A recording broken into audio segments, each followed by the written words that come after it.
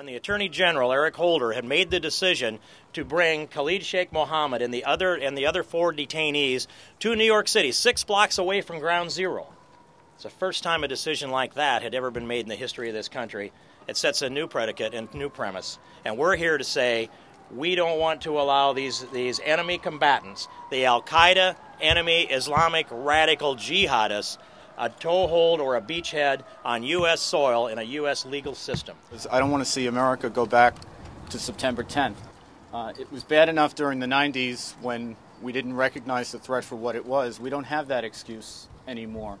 After nearly 3,000 of us were slaughtered by a very committed enemy who we know continues to work night and day to reprise 9/11 or even make it worse.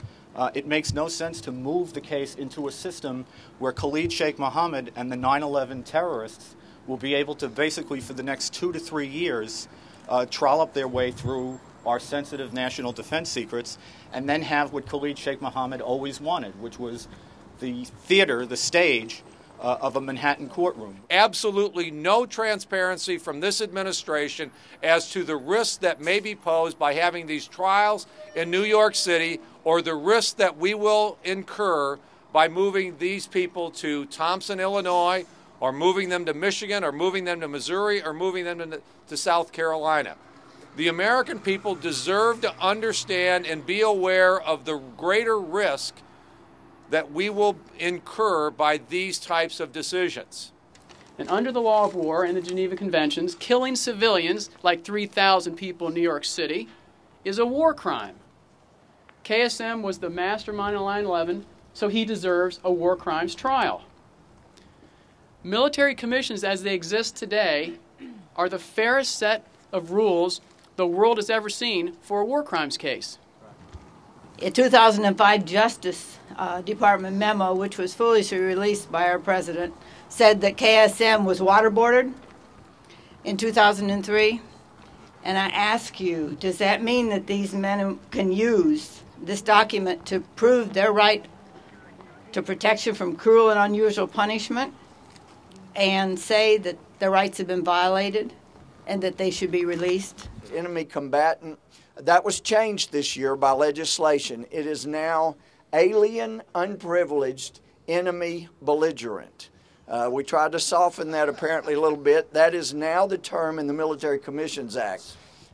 Bill 4127 would say that any alien, unprivileged, enemy belligerent must only be tried in a military commission. That is a tradition worth saving. Thank you. But for unprecedented circumstance to bring a terrorist captured on a foreign battlefield to the United States District Court is not equal justice. It's stupid. Bringing terrorists on United States soil for trial is an irresponsible action on the part of the Obama administration and may compromise the safety of the American people. That is the first duty of government.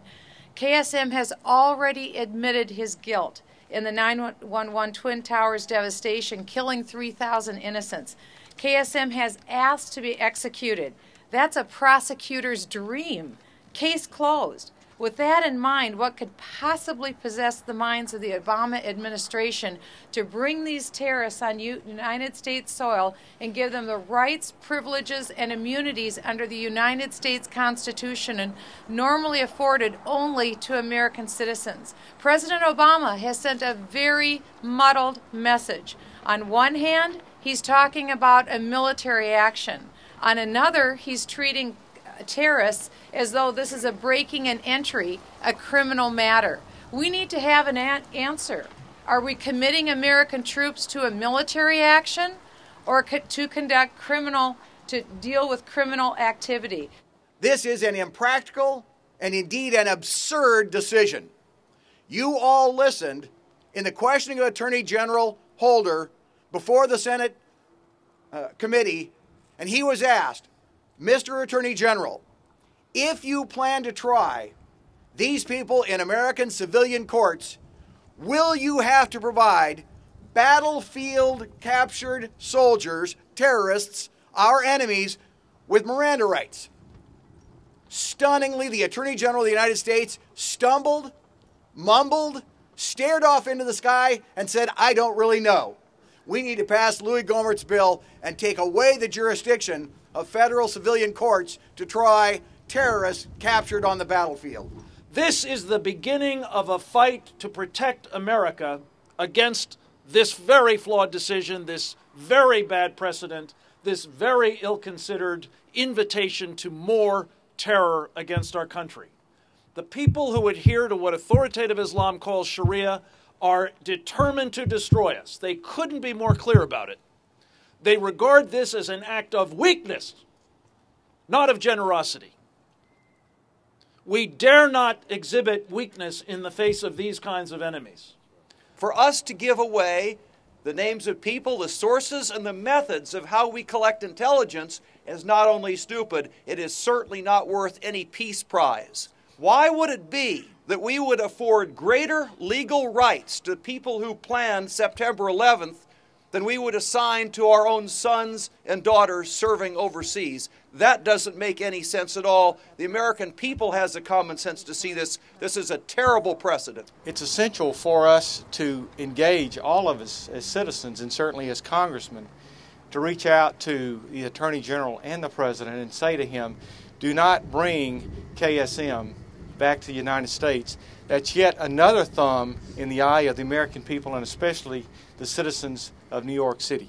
The Obama administration chose to put KSM on trial in New York. Essentially, they did not put him on trial. They allowed him to put America on trial. The families of 911 were devastated when they heard this news, and terrorists across the world were elated.